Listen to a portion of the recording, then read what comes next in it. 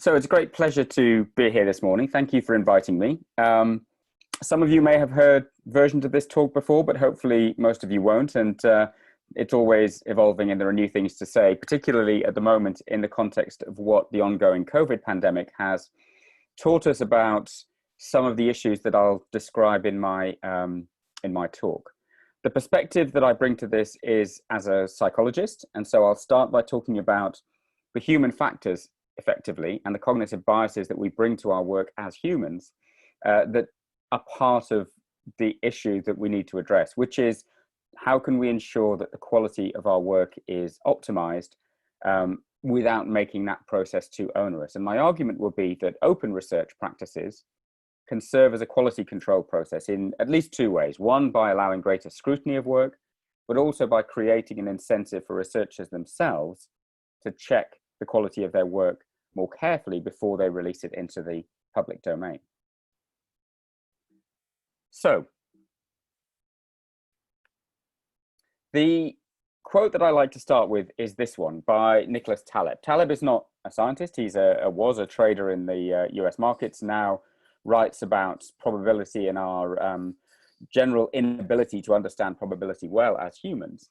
And this quote, I think, is particularly relevant to this talk. Scientists may be in the business of laughing at their predecessors, but owing to an array of human mental dispositions, few realize that someone will laugh at their beliefs in the disappointingly near future. The point here is that, as I mentioned earlier, as humans, however well trained we are, we bring cognitive biases, ways of seeing the world, pet theories to our interpretation of our results. And many of those will operate unconsciously. One of the reasons I think why psychologists have been particularly interested in reproducibility is because these are the kinds of mechanisms that psychologists study. And much of the problem of reproducibility, quality control in science, is down to the fact that in any human process, there will be error, mostly honest error, and we need to think about the human factors that contribute to that. So here's an example of how those cognitive biases work. This is a series of photographs of a geological feature on the surface of Mars taken by orbiting satellites at 3 different time points. And the first image, taken in 1976, looks like a face. And this was taken by some people as evidence of intelligent extraterrestrial life, because there's no way that randomness could give rise to an object that looks like a face. It had to be constructed. Except, of course, it was a trick of the light. It was randomness. And randomness fooling us because we have a tendency to see pattern in noise. We're very good pattern detectors. And because we, on top of that, have a tendency to see faces in things. People see faces in inanimate objects, and sometimes you'll see newspaper headlines about how someone saw a face of Osama bin Laden on a rock that they found on a beach, for example. That finding didn't replicate. Photographs of the same geological feature taken in 1998 and 2001 made it very clear that the geological feature had not been constructed. It was a naturally occurring feature, and that first photograph was simply a trick of the light. So if we can't replicate a geological feature on the surface of Mars, what hope is there for most of us who are working with highly complex, high-dimensional biological data sets that are inherently noisy, and we're trying to extract meaning and signal from that complex noise through the lens of the cognitive biases that we bring to our research, not least the fact that we are excited about our research, interested in our research, enthusiastic about it, keen to find something. We go into science because we're motivated to discover things, and that's obviously a positive thing, but it brings the risk that we may end up seeing things that aren't there or over-interpreting our data, not through any malice, not in an intentional way, but simply because we're enthusiastic. So we assume that science will self-correct, but to me, that's an empirical question. Yes, we have a scientific method that has provided us with unparalleled insights into nature in the abstract rather than nature the journal, over the last 400 years since the Enlightenment.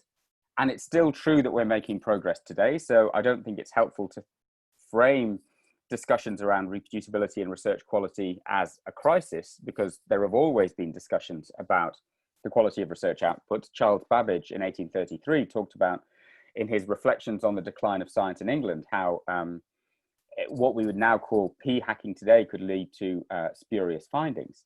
So this has always been an ongoing debate. the question is, how can we put in place processes that allow us to continuously reflect on the quality of the work that we're producing and continuously reflect on the processes that give rise to those so that they can be optimized and science can self-correct as efficiently as possible.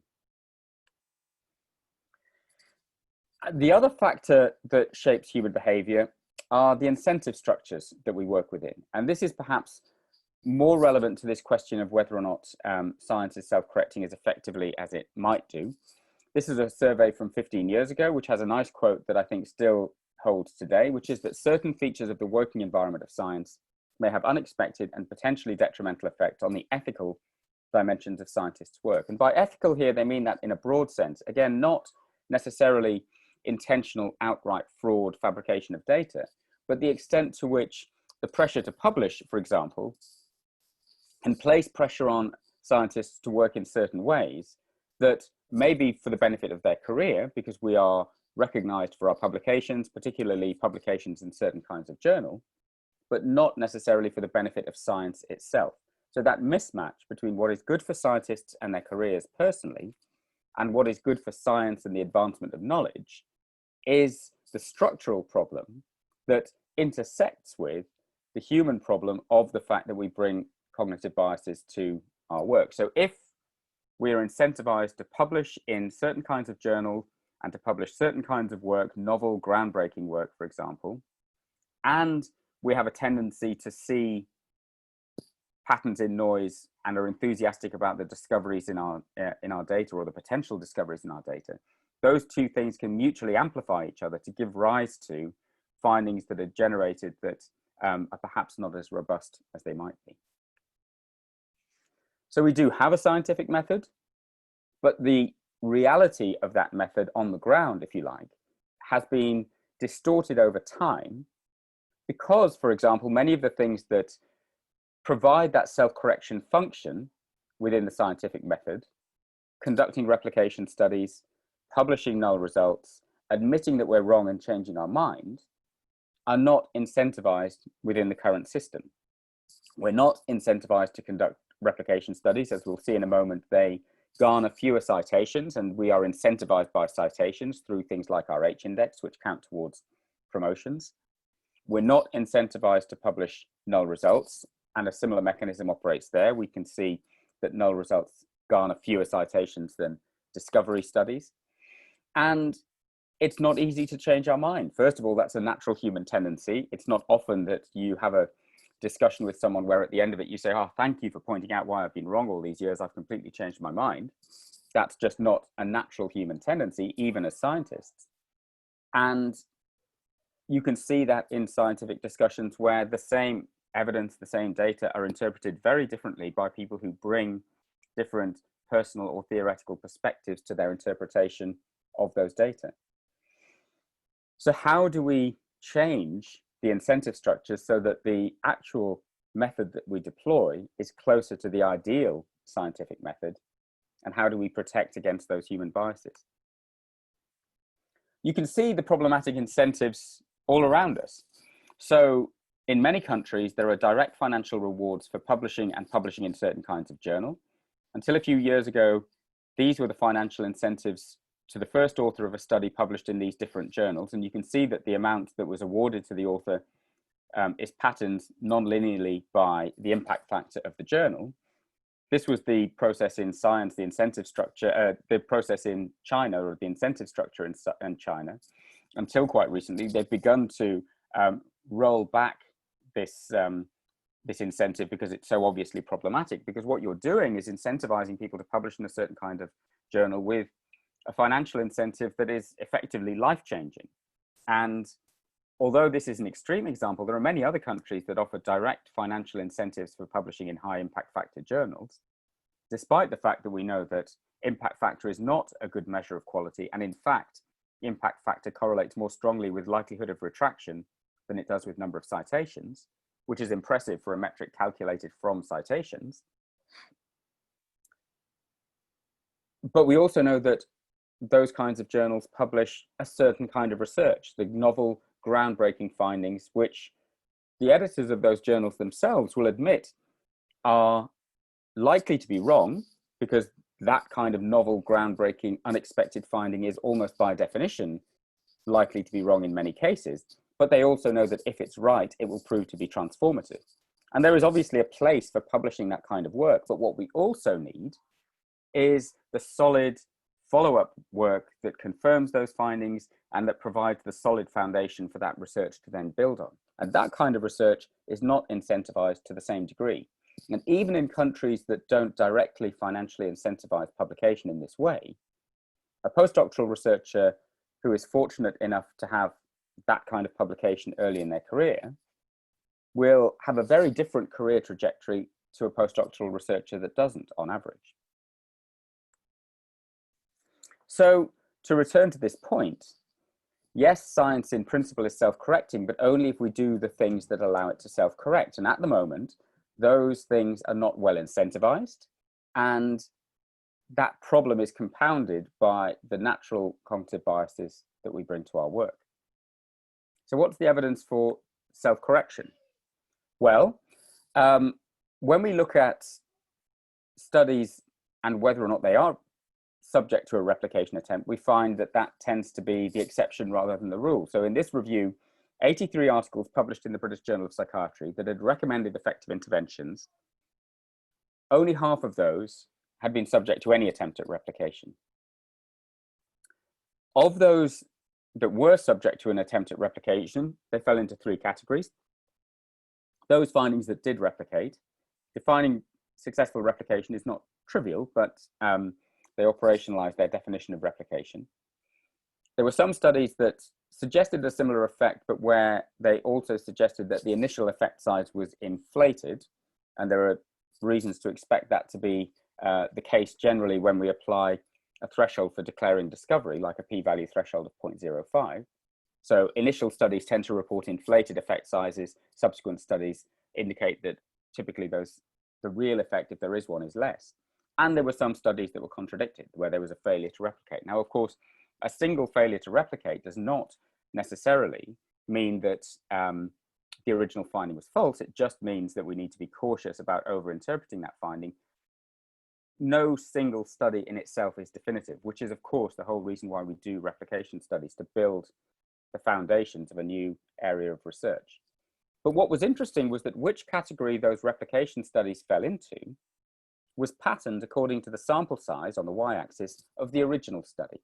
The larger the original study, the more likely the replication study was to in fact replicate that finding. All other things being equal, larger studies will give us more precise estimates and therefore be more likely to give us the right answer. But if we think about incentives, if we have finite resources, what makes most sense for us as individual scientists? To invest all of that resource in a single large study that will be authoritative and give us a very precise estimate that is very likely to be correct, but where the answer may be perceived by the community to be unexciting because it's a null result, for example, even if it's the right answer? Or does it make sense to slice those resources thinly to allow us to roll the dice more frequently in the hope of generating a larger number of eye-catching findings that, yes, may well turn out to be spurious, but actually if we can generate more publications from our resource and more eye-catching findings from our resource, that's going to be to the benefit of our career, even if it's not to the benefit of science itself. And we also find it difficult to admit that we're wrong, something I mentioned a moment ago. This is a nice illustration of that, where the same data were shown to two groups of people: primary study authors who had published in that area and methodologists who had no personal investment in that particular research field. So one group of people had built their careers on that evidence base, and another group of people hadn't. And the people who had built their careers on the back of that literature were more likely to believe that a strong association exists in that ambiguous, heterogeneous meta-analysis than were methodologists. And if we think about the advice that we give early career researchers, we say to them, you need to become known for one thing. You need to have your thing that you do that you become known for, which I think is problematic, because if you then build a career on one thing and you get to a stage of your career where you've been very successful doing that one thing, and then it turns out that actually this is a blind alley, it's not a particularly productive way to go, the evidence is not panning out as you would like it to, how easy is it at that stage for you to say, oh, well, this didn't turn out, I need to move on to something else? So effectively, there's a danger that the advice that we give early career researchers means that they end up painting themselves into a corner, and it becomes harder and harder for them to change direction and to admit that that line of research that they've been pursuing may not in fact be fruitful. And there are various biases in how we report work. So this is a citation network, which shows two different literatures. The primary data, shown in white, emerged in the early 1990s and was mixed. Half of the studies were critical, half were supportive of the primary hypothesis, but the supportive studies were sufficient to give rise to an animal and cell culture literature, shown in blue, which then went forward from the mid-1990s. And what you can see are patterns of citations. And in the animal and cell culture literature, all of the citations to the primary data are to the supportive studies, with the exception of one citation to one of the critical studies, and that's shown in white because it's a critical citation saying, ah, well, there's this one study, but that wasn't very good. So if you're an early career researcher starting out in that blue literature in the mid-1990s, you would have the impression from reading the papers that are citing that primary data that your literature, your field, was built on absolutely robust evidence, when in fact the reality is much more mixed. And the problem with these citation biases is that they effectively render half of the evidence invisible, creating a very distorted impression of the robustness of the claims in that subsequent literature. One of the reasons why I always encourage PhD students to begin with a systematic review is that the systematic review methodology is designed exactly to unearth this otherwise invisible literature that isn't being cited. And we can also see evidence of science not self-correcting even as the evidence accumulates. So these are 8 clinical trials, and what is shown is year of publication on the x-axis and cumulative citations on the y-axis. These are all trials of the same indication for the same agent for the same indication, so thrombolytic agents for the prevention of stroke. And there are 2 positive trials, 4 neutral trials that showed no difference between the intervention and the comparator, and 2 negative trials that were stopped early for safety concerns. So they did more harm than good, or at least that's how the data showed. The first study is a positive trial, and everyone's very excited about this potential for a new treatment, so that gets cited very rapidly.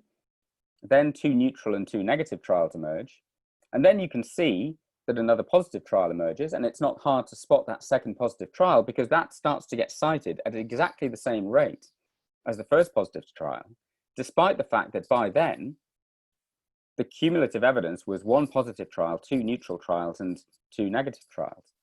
I don't have a formal meta-analysis of those studies, but certainly there was sufficient evidence to be cautious about the claim that this intervention worked, and yet much of that evidence was disregarded when it came to citing the second positive trial, because after a few years, that second positive trial had outstripped the negative and the neutral trials in terms of cumulative citations. So that doesn't look like science self-correcting as effectively as it might do, or at least science demonstrating a bias towards positive results rather than other results, which may well be the right answer. So this brings us back to the problem of incentivization. We are incentivized to publish, and to publish in certain types of journal. We're incentivized to obtain grant funding, and that's pretty much it. Maybe we're incentivized to do a bit of public engagement work or to promote our research in the media, but by and large, we are incentivized to publish and to obtain grant funding. What we're not incentivized to do is to be transparent and to get the right answer. Obviously, that's what we want to do. We go into science wanting to discover new things, but the incentive structures over time shape our behavior in ways that are, I would argue, unhelpful for the efficient progress of science. And I can give examples of that. So this is a paper from a literature within psychology that effectively became a kind of bubble, in that the findings were, to a dispassionate outside observer, very unlikely to be true, But because everyone within that field was reviewing everyone else's studies, it became self-sustaining and self-inflating effectively. So the embodied cognition literature is based on this idea that the physical characteristics of the world shape our cognition. And that much is interesting and fair enough. And there were a series of initial studies that seemed intuitive or intuitive enough, such as, for example, if you engage in an anagram task and have to decode different words, if you randomize people to a version where they decode words that reflect older age, compared to a control group where the words that are decoded don't, those in the older age group walk more slowly down a corridor afterwards than those in the control group, which kind of makes sense, maybe. Although it was very interesting that a replication study showed that, in fact, that effect seems to be driven by demand characteristics and experimenter characteristics, particularly when the experimenters are not blind to the condition, you see that effect, but not when they are blind to the condition or the speed of walking is measured objectively. So it was interesting in itself. But this study is particularly striking to me because the findings just don't look credible if you know anything about effect sizes and what they actually mean. So in this condition, participants were asked to complete a creative thinking task. How many uses can you think of for a matchbox? That kind of thing. And they were asked to do that task stood inside a cardboard box or stood outside of a cardboard box, with the metaphor being people think outside the box when they're thinking more creatively. So you randomize people to either physically be inside a box or physically be outside of a box. And they showed that in the comparison of those two conditions, there were higher rates of creative thinking outside the box than there were inside the box. And the effect size was over 3 standard deviations, which is a huge effect size. To put that into context, the difference in height between men and women is 2 standard deviations. And you don't need to do statistics to be able to see that men are on average taller than women. So this is a huge effect size. And the implication is that every time I walk past a cardboard box, my creativity should go through the roof, if this is telling us anything about reality. But there didn't seem to be that sanity check on these clearly unlikely findings that were being generated by this literature. And there are still papers like this that are being published today. So there doesn't seem to be much attention being paid to actually, is this finding right? There doesn't seem to be much incentive to critically reflect on whether or not these results are credible, because simply getting published in a good psychology journal, or what is perceived to be a good psychology journal, is the end in itself. And we're seeing that kind of problem now with many papers that are emerging rapidly in the context of the COVID pandemic. Now, clearly there is a need for evidence in the face of an unknown virus about which we know very little, or a novel virus about which we know very little. But some of the evidence that's being generated is setting us back because it's problematic, it's false. In fact, the world has moved on since I created this slide because these papers have now been retracted. They've moved on from expressions of concern around the hydroxychloroquine trial, for example. And those 2 papers in the New England Journal of Medicine and Lancet, 2 of the most prestigious medical journals in the world, those papers have been retracted.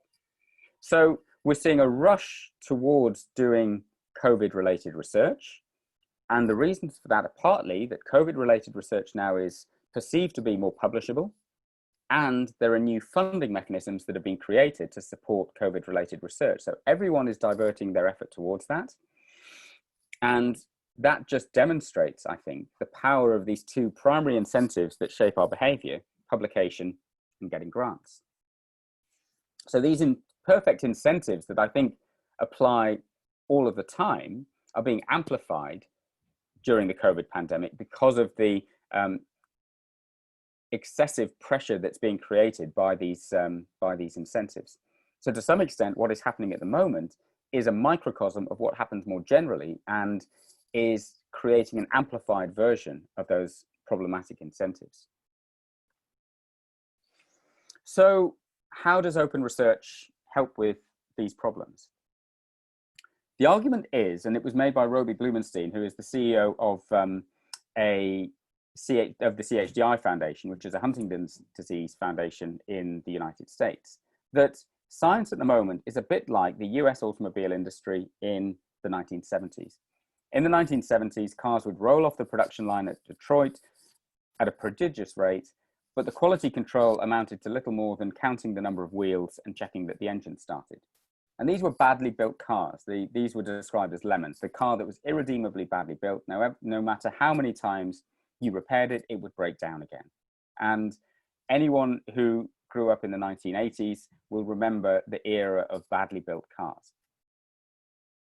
Edwards Deming, the statistician, took the concept of quality control in manufacturing to the Japanese automobile industry, and that was embraced by the Japanese automobile industry. It became known as the Toyota process and has led to that industry still having a reputation for reliability even today, 40, 50 years later. One of Deming's insights was intuitive, that if you focus on quality control during a process, you make a small part, check it's well made, make a bigger part, check it's well made, and so on.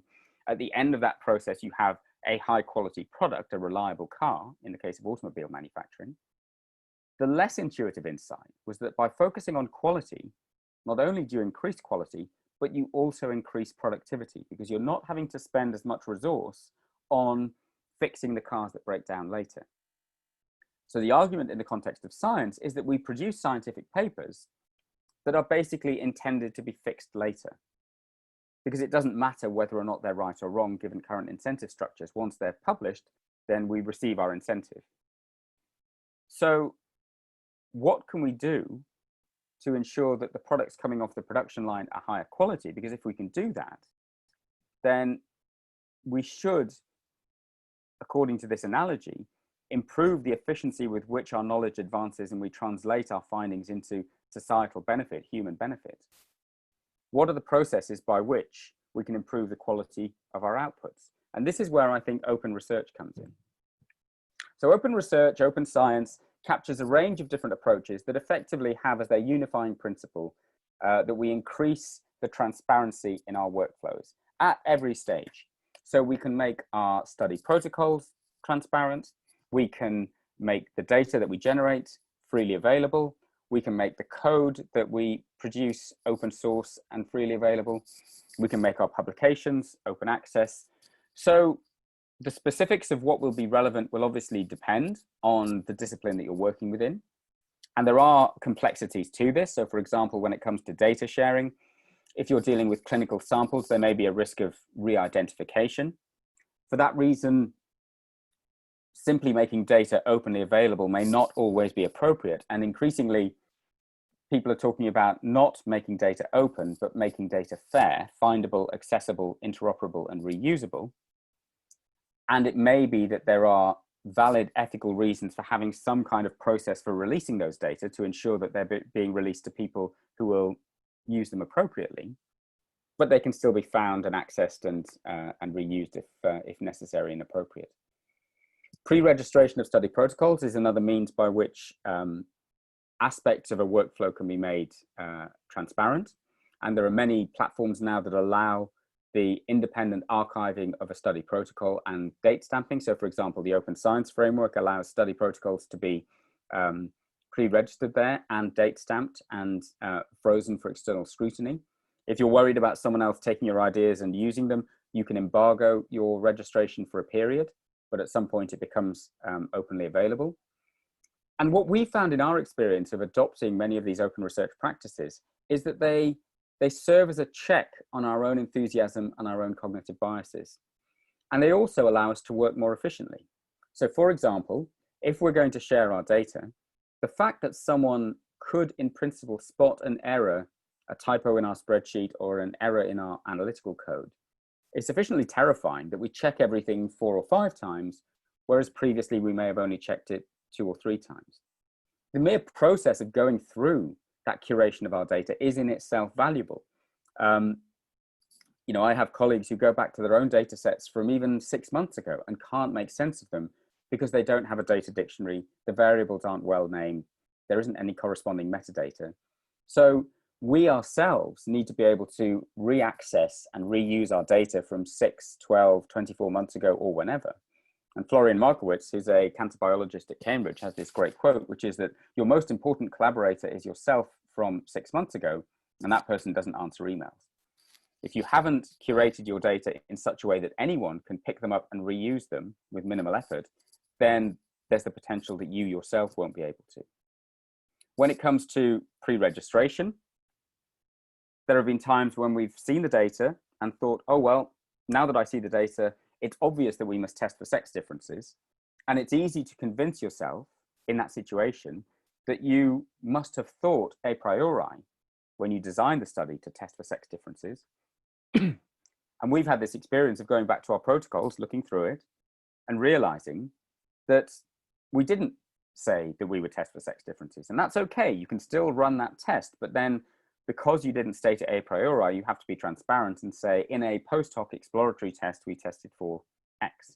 And it more clearly delineates between the hypothesis testing and the hypothesis generating elements of research. We've had reviewers at journals who checked our protocols and said, in the protocol, you said you would do this, but you seem not to have done so in your paper. And it was simply because we forgot. Again, no malice, just the fact that in any human endeavor, there will be honest error. People will forget or miss things. And the more scrutiny that's possible, the more likely it is that those errors will be found. So that mere act of transparency creates quality control processes, both internally, in terms of the amount of checking that goes on within a research group before results are made public, and externally, in terms of the amount of scrutiny that can be brought to bear. It's a different way of working that potentially can feel exposing because errors may be spotted. So you need to go into it with the attitude that actually what I care about is getting the right answer. And occasionally errors will be spotted, but that's a good thing for science because I'd rather have the right answer out there than the wrong answer. And there have been some really laudable examples of people retracting papers because they've identified an error in their own work. And the evidence is that when that happens, if anything, their standing in the field goes up because they're seen as honest brokers. And we ourselves had to retract a paper a few years ago because we found an error in the analytical code, which meant that the results that we'd reported were not the true results. And it was an uncomfortable experience, but actually once we'd realized that that was simply the right thing to do, it was straightforward and it was liberating, and we corrected the scientific record. So it can be challenging because of our natural human tendency to not to want to admit that we're wrong, but that's not what we should be doing science for. We should be doing science in order to try, however imperfectly, to get to the right answer. And here are just some empirical examples of what that can look like. So in 2000, the National Heart, Lung and Blood Institute in the US mandated the registration of primary outcomes on clinicaltrials.gov. You have year of publication on the x-axis, and the little flag is when that happened. Before then, what was claimed as a primary outcome in a publication may not, in fact, have been the original primary outcome. It may have been a secondary outcome that was promoted to primary on the basis of a small p-value, and you had no way of checking. After 2000, you can check. What the graph shows is individual trials funded by this funder. The blue circles are null results. The crosses are studies that show a benefit of the intervention over the comparator. And the little red circles are studies that show harm. Before the process was transparent, most of the studies showed a benefit and some were null. After the process became transparent and more inherently trustworthy by virtue of that transparency, most of the trials were null, a couple were positive, and one for the first time showed harm. And I think one of the things that this illustrates is the problem that early career researchers face, because those of us that are working in fields that are not so transparent and where the focus is more on individual trust in researchers as opposed to the process itself being inherently trustworthy, their personal experience looks like the figure on the right. Most of our studies, most of our experiments don't work exactly how we wanted them to or expected them to. But what they see in the published literature looks like the figure on the left, which is most studies working beautifully. So that mismatch between their personal experience and their perception of the literature, I think is problematic because it makes it feel like we must be doing something wrong because we're not generating these beautiful, elegant results that everyone else is. And I had that experience in my PhD, where the first study that I did was one that was intended to replicate a finding that looked completely robust from the published literature, and I failed to replicate it. And I was fortunate to meet a senior academic who said, no one can replicate that finding. Everyone knows it's rubbish. But there was no way that I could know that it was rubbish if I hadn't had the good fortune to meet that person. So how many good researchers are we losing because they don't have the good fortune to be told effectively that the problem is not with them, it's with the literature. So this is why we wrote the Manifesto for Reproducible Science that was mentioned in the introduction, which identifies various threats to the classical hypothetico-deductive model of scientific inference and process, and then a series of solutions that tackle those individual threats. And the one solution that is within the control of individual researchers, by and large, is research transparency, open science. There is effectively nothing to stop individual researchers from beginning to work in an open way. And what I would suggest is, Kirsty Whitaker at the Turing Institute in the in the UK says this: just start by doing something. Doesn't matter how small it is. Start with something easy like posting a preprint, and then gradually move up to pre-registering your study protocols, and then making your data fair and archiving them with a DOI. You don't need to do everything at once. Begin the process, and every little bit will add a little bit of transparency to your workflow, a little bit more quality control to that process, and gradually you can move towards a more comprehensive approach, which is what we did. And it took us several years to get to the point where we are now, and there's still more that we can do. The challenge, though, is that many of these other initiatives require input from journals, from funders, and from institutions. For example, hiring and promotion criteria are one of the main drivers of incentive structures, but those are held by institutions. So how can we act on those other elements of this research ecosystem? For that reason, we set up the UK Reproducibility Network, which was intended to understand the factors that contribute to poor research quality, provide training and disseminate best practice, support and test interventions to improve reproducibility, but critically, ensure coordination with stakeholders, with researchers themselves, with institutions, and then with these external organizations, the funders and the publishers and the other sectoral organizations that play a part in the creation of these incentives and the promotion of science. We launched in 2019. We now have local networks of early career researchers at around 45 different UK institutions. Those are principally led by early career researchers, but not exclusively. They're self-organizing and create communities within institutions that are interested in these issues. We now have, in fact, again, this slide is out of date. We now have 15 UK institutions that have formally signed up to the network and have created academic leads for research improvement that work at the institutional level and focus on reforming promotion criteria, for example. And we're supported by now 35 stakeholders, funders, publishers, learning societies, and other sectoral organizations.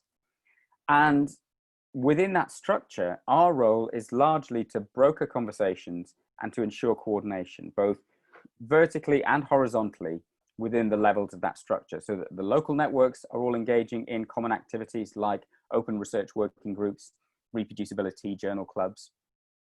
The institutions are working collectively to have common statements on research evaluation and common promotion criteria. And that work is aligned with the funders and the publishers who are themselves creating incentives and mandating some of this activity. And that also creates a voice for the grassroots community of researchers, including early career researchers, who can directly engage with the institutions and the funders and the publishers and so on. So it feels like a very positive time, and we're now at the point where we're having discussions with other countries that are interested in setting up similar networks in a range of other countries, each of which will have slightly different structures because each country has its own systems. But ultimately, this is a global question, so that coordination globally will be the next step. And that brings me to the end of my talk. Thank you very much for listening. I hope that was interesting and useful. And I'll just end with a plug for another online conference, which will be held in September if you're interested in those issues. Thank you. So you show like scientist bias and difficulties, and at the same time that we need to, let's say, provide training or disseminate the best practice. I was wondering if you also see some specific figures inside the university that can help in guiding the young researchers and also the experts in following all these different steps? Yeah. So that's one of the reasons why we want to get institutions to join UKRN formally, to create those senior roles. So it's very important that the grassroots community of researchers and the early career researchers have a voice in this and say what they want, what they need. But it's also important that they are supported, because the reality, whether or not we like it, of academia is that it's hierarchical, and you are more likely to succeed in changing an institution if you have a senior academic advocating for you and supporting you. Equally, I think it's important that we don't then just create another power hierarchy. So our model is that at an institution that has both a local network lead, who is typically earlier career, and a senior academic lead, who is typically more senior, that those two work independently, they're autonomous, and they can critique each other, but they also work collaboratively in partnership to try and get the university itself to change. The other thing that we ask of the senior academic lead is that that person, wherever possible, be independent of the university's management hierarchy, so that they can critique from the outside. They can be a critical friend to the hierarchy, because you know, the deans, the pro-vice chancellors for research and so on are themselves incentivized. Their behavior is shaped by the system. And if you want to change the system, you need to have a point of entry that is independent, that is not personally invested in the status quo, if you like. So it's a difficult thing to get right. But one of the things that we try to do with the network is provide those senior academics who can advocate, who can support, and who can work with researchers at all career stages. And we've had several requests for support from PhD students, postdocs at different institutions, along the lines of, you know, my PI doesn't really understand why we should do this, so can you help me convince them? And we try to do that. Massimo Grassi, I don't know if he can join. Yes, about effect sizes that nobody seems to understand the effect sizes. I was discussing earlier that it's becoming like a ritual. We write them in paper, but we simply write them and we never discuss them. I was thinking whether we could humanize effect sizes, like and using like the very famous difference between male and female, to give colleagues like a meter to understand their effect size. Whether there is anybody which is trying to humanize like effect size, so that it is expressed in difference between height between males and female. Yeah, I mean, that's an interesting question. I think humanize would work in some contexts. I think the broader point is we should contextualize our effect sizes, because at some point an effect size becomes so large that we think, is that realistic? Is that likely? Part of the problem is that we don't have, in many fields, particularly in the more sort of fundamental discovery types of science, we don't have a good sense of what the effect sizes should be. So we don't have good, strong theories that make quantitative predictions. We don't know what should count as a sort of biologically or theoretically meaningful effect size. It's easier in clinical research. So if you're doing a clinical trial of an antidepressant and you're using a questionnaire measure of symptoms as your outcome, you know that a 2-point difference on that scale corresponds to people actually subjectively feeling better. So it's clinically significant. Whereas a 0.5-point change on that scale, no one feels any different if they move 0.5 point one way or another, because that's just within sampling variability. So for clinical research, it's easier to contextualize and to say, this is what we would consider to be an interesting effect size, and below that, we would not find it interesting. Whereas for more basic science, fundamental science, discovery science, that's harder. But I think that's what we need to be thinking about. How can we contextualize our effect size, and how can we come up with some evaluation of when an effect becomes so small that it's not interesting?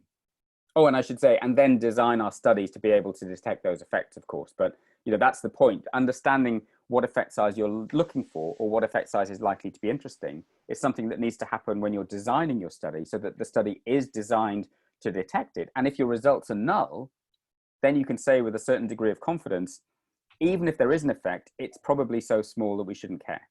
And then your null results are informative and useful. There's also another question from Peter McKenna. Hi, yeah, so thank you, Marcus. Very interesting. always been interested in open science. Haven't quite got around to publishing in that format yet, but plan to do so in the future. Just wondering, what's your kind of experience of open science publication with regards to impact? Yeah, do you want to just a very general kind of? Yeah, I mean, impact obviously means slightly different things to different people. So in the simplest sense, impact, number of citations, how many people read your work, that kind of thing. There is quite good evidence that open access publications garner more citations, which is not surprising. But also work that is pre-printed garners more citations as well. People read it more if it's freely available, and the earlier that it's freely available, the greater the extent to which that works. This links to another question that's come up, which is about what I think about preprint servers. So I think preprint servers to me are a way of helping the community access your work sooner and soliciting peer review from that community that is wider and broader than that which you would get from a journal. So we've had this experience of people on Twitter saying, oh, I read your preprint and have you thought about this? Or I think you did that wrong. And effectively it's peer review. Often those are points that are not picked up by the reviewers at the journal that we've sent it to, but we can still incorporate it into our revision and make it into a stronger article. So it's greater scrutiny. Now, the danger with preprints is what we're seeing at the moment with COVID, which is that people leap on the preprint as the final product, if you like. In many cases, the final publication doesn't differ after peer review that much from the preprint, but in some cases it differs considerably. And there's a danger that people treat what is effectively a preliminary publication as the final definitive publication of record. And so that's something that I think we have a responsibility to push back against. If someone, if a journalist comes and says, oh, I saw your preprint, the first thing I say is, well, it's just a preprint, it's still preliminary, it's going through peer review, there might be problems with it that we haven't spotted. So I think that's important when you use preprints, but they do in principle provide greater scrutiny. In terms of impact more widely, there are some really interesting experiments happening around effectively open IP as a means by which researchers can work more closely and more collaboratively with industry by reducing the barriers to collaboration, the kind of IP barriers to collaboration. So you have the Montreal Neurological Institute that has adopted this open IP model. You have the Structural Genomics Centre at Oxford that has done similarly. And the idea is that by reducing those barriers, you promote greater inward investment from industry and facilitate collaboration.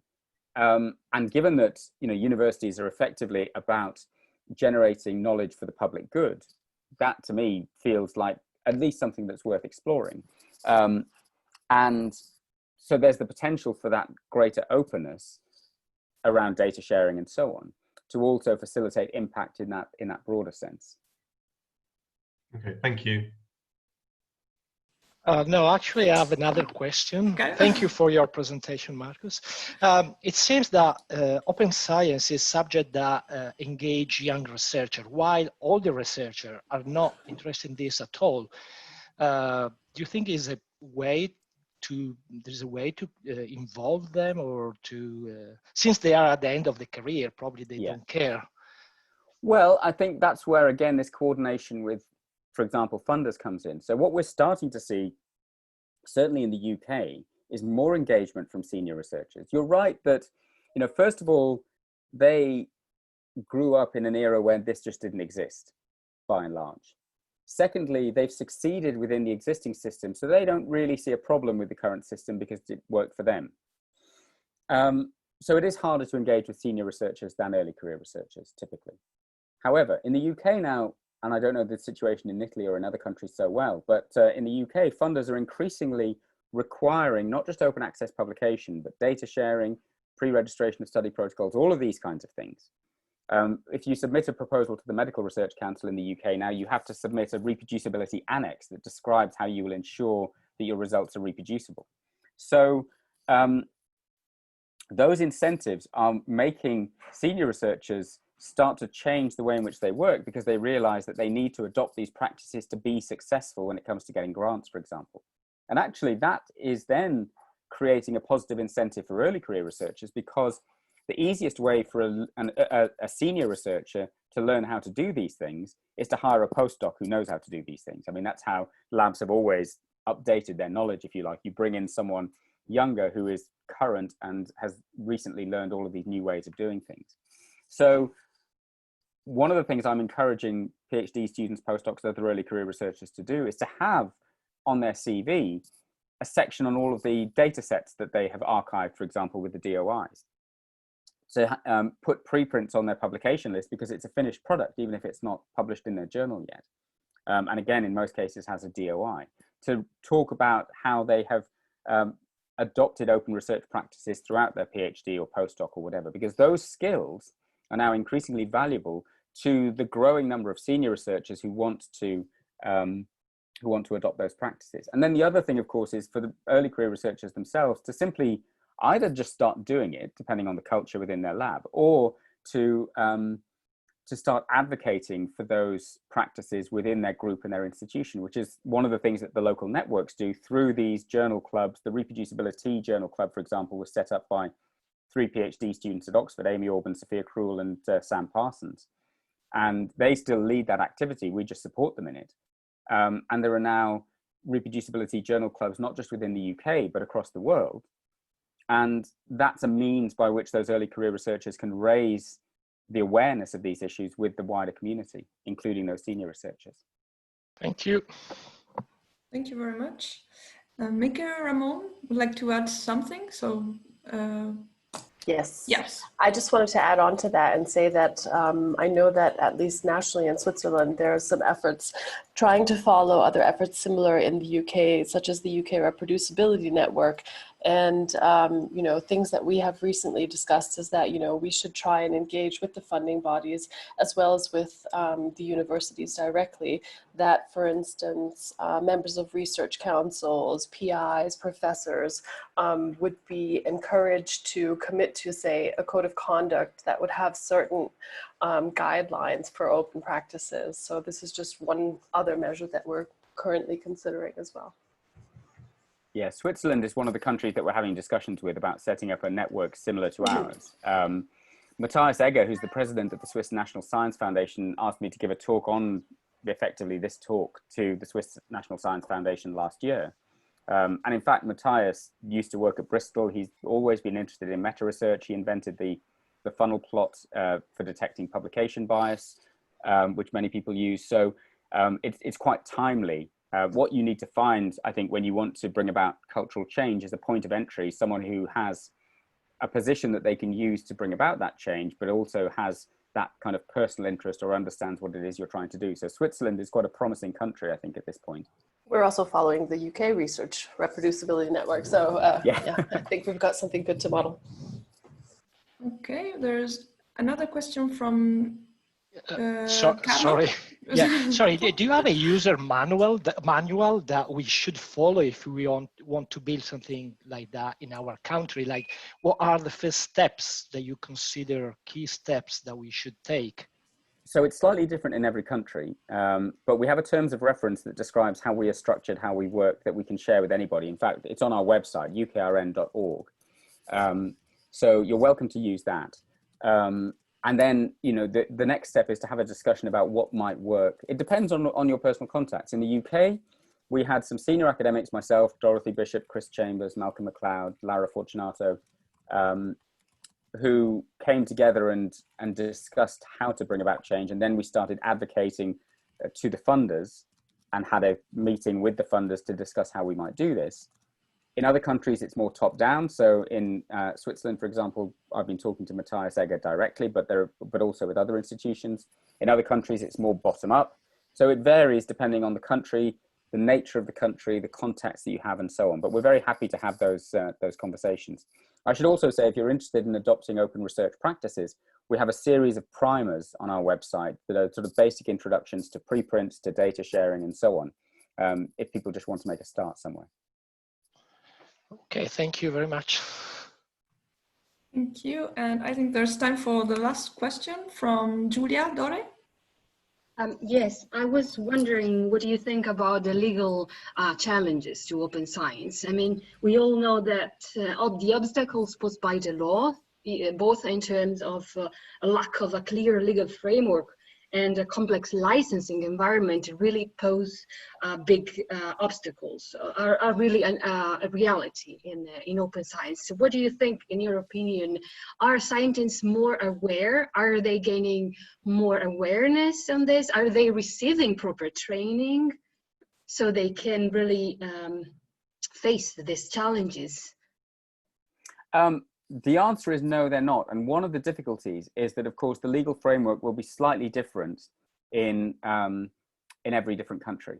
Of course. So and research is global, researchers move between countries, and yet the legal framework is slightly different. So although we can all learn how to make our data fair and post preprints and so on, because that is universal, the legal requirements might be different in different countries. And there are legal constraints around data sharing, for example, particularly in the case of clinical samples where re-identification may be an issue. There are complexities around making your intellectual property open or not. So I think you're right. That's something that we probably haven't done enough on yet and need to do more on. But I think there's a lot that we can do that is not, that doesn't have those legal issues associated with it, for example, that still allow us to introduce a degree of openness into how we work. Yes, but in your experience, are the people you work with more aware? Are they receiving training? It's something that really interested me because I'm a part of a research project that really is into these things, and we want to understand whether scientists are interested in receiving proper training, or they are already receiving in their own institutions. I don't think they are. I'm not familiar with that training even existing, and I'd be very interested, if you want to follow up after this meeting, I'd be happy to talk about that, because that's something that, you know, one of the things that the network allows us to do is to push out these project opportunities to our 45 different local networks, for example. And I'm sure you'd have a lot of people interested in those questions. Sure, thank you. I will. Okay, so I think we can close the discussion. Thank you very much again, Marcus. Thank you very much. It was a pleasure. Enjoy the rest of your meeting. Bye-bye. Thanks.